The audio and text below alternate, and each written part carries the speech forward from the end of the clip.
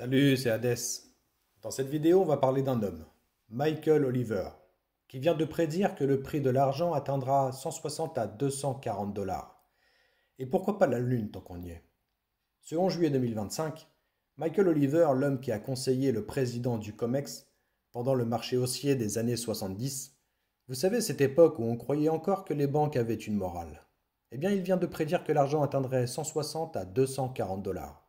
Rien que ça. Entre deux tasses de thé et une séance de divination technique, bien sûr. Et ce 12 juillet, dans le King World Circus, Michael Oliver, le gourou de MSA Research, dit: ce qui se passe actuellement, c'est que l'argent est en train de rattraper des décennies de sévices. On l'a maintenu sous perfusion, humilié, manipulé comme un ticket de loterie truqué. Et maintenant, il grogne. Les vendeurs à découvert? Des proies, des lapins dans les phares. Et il continue. Les données techniques nous disent que les minières et l'argent sont en train de s'échauffer, et pas gentiment. Imaginez un feu d'artifice qui vous pète à la figure quand vous allumez une cigarette. Le potentiel de surperformance?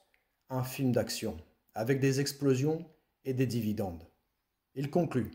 Supposons que l'or fasse un petit x8 tranquille, parce que pourquoi pas après tout. À 2% du prix de l'or, l'argent tape les 160 dollars. À 3%, les 240 dollars. Rien d'anormal. Juste l'apocalypse monétaire classique. Alors, Michael Oliver, un prophète technique ou le nouveau Nostradamus? C'est un nom et une méthode. Michael Oliver est un personnage atypique dans la finance contemporaine. Pas de grande gueule sur Twitter, pas de vidéo YouTube en criant To the Moon. Il préfère les courbes, les structures et les failles. Sa méthode? La Momentum Structural Analysis, qui consiste à identifier les mouvements profonds d'un marché avant qu'ils n'apparaissent aux yeux du grand public. C'est un peu comme voir les fissures dans le barrage avant la rupture. Voyons ses prédictions passées, et miraculeusement exactes. Il avait vu venir l'effondrement des taux en 2018, alors que la presse économique jurait que la hausse allait continuer éternellement.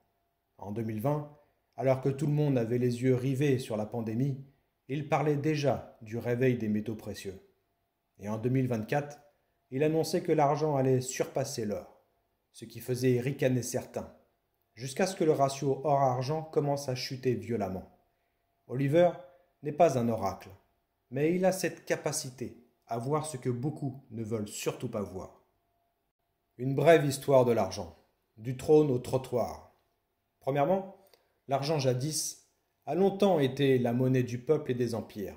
Rome l'utilisait, la Chine des Tang en regorgeait, les califats islamiques l'intégraient dans leur dinar. Il était à la fois noble et accessible, mais au XIXe siècle, on l'écarte discrètement au profit d'un étalon or qui favorisait, devinez qui? Les banquiers. Le bimétallisme, ce bel équilibre entre l'or et l'argent, a été sacrifié sur l'autel de la centralisation monétaire. Mais en 1980, la dernière gifle cosmique. Les frères Hunt ont tenté un coup de force pour sortir l'argent de sa prison, en rachetant des montagnes de métal.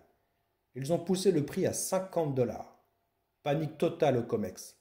Et subitement, changement des règles du jour au lendemain. Interdiction, margin call massif, et le rêve d'un marché libre s'effondre. L'argent retombe et ne s'en remettra jamais.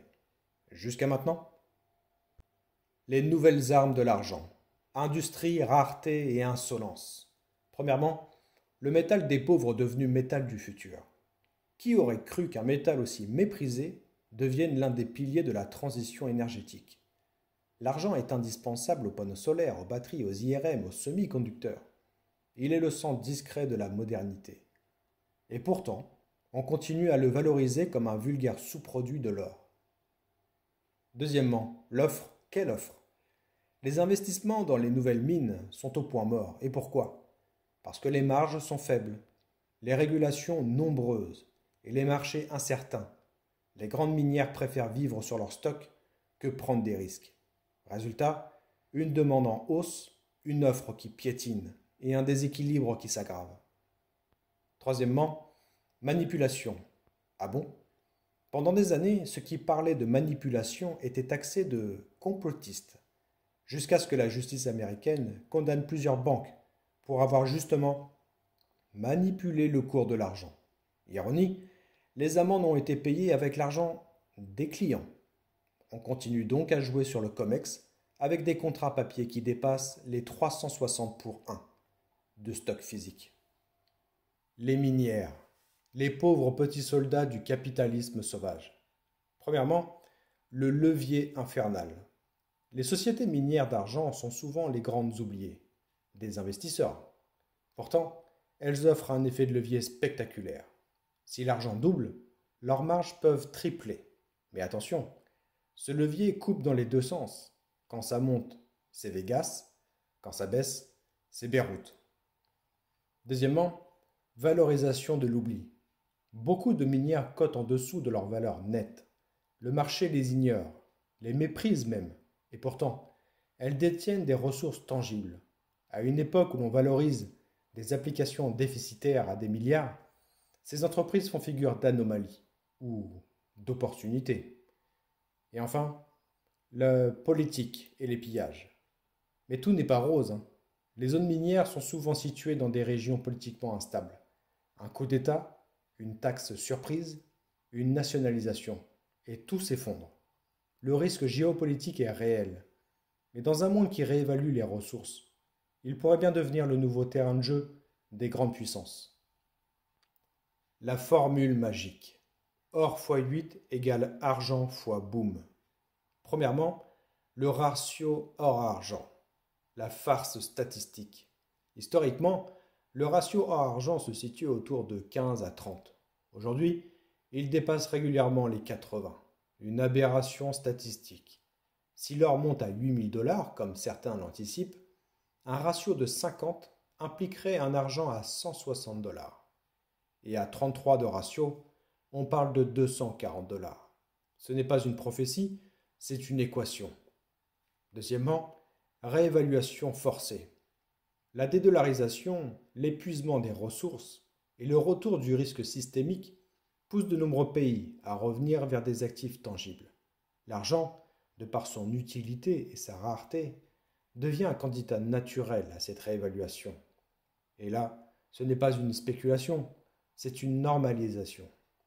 Et enfin, quel paradigme? Et si le monde devenait adulte? Et si, lassés des dettes et des pixels monétaires, les peuples demandaient du concret? Et si demain les monnaies étaient adossées à des ressources réelles? L'or, oui, mais l'argent aussi. Car dans un monde post-dollar, chaque métal devient une arme. Et pourquoi tout peut aussi se casser la figure? Et nous avec, hein. Premièrement, les modèles mentent. Aucune analyse, je dis bien aucune analyse ne résiste à une guerre. Aucun modèle ne prévoyait l'Ukraine, Gaza ou la pandémie. Un tweet, une cyberattaque, une défaillance bancaire et tout bascule. Il ne faut pas confondre probabilité et certitude. Deuxièmement, euphorie, levier, explosion. Quand tout le monde devient haussier, les arbres ne montent plus au ciel. L'histoire des bulles financières est jonchée de cadavres enthousiastes. Le plus grand danger dans un marché haussier, c'est l'excès de confiance.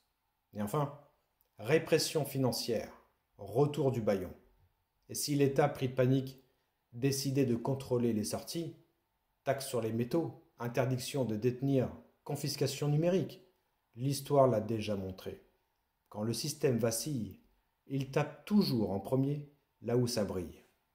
En conclusion, l'argent, dernier espoir ou dernière illusion? Michael Oliver ne prédit pas une montée douce. Il parle d'une rupture, une reconfiguration brutale du rapport entre les actifs tangibles et les illusions monétaires, une revanche du réel. Alors est-ce que l'argent ira à 240 $? Peut-être. Ou peut-être que ce sera un autre chiffre. L'important n'est pas le nombre en soi, c'est la dynamique. Car ce qui se dessine, c'est un monde où ce qui est tangible redevient fondamental. Et dans ce monde-là, une once d'argent n'est plus un objet de collection, c'est une clé. Et vous, avez-vous encore foi dans le virtuel ou sentez-vous que le métal a commencé à parler ?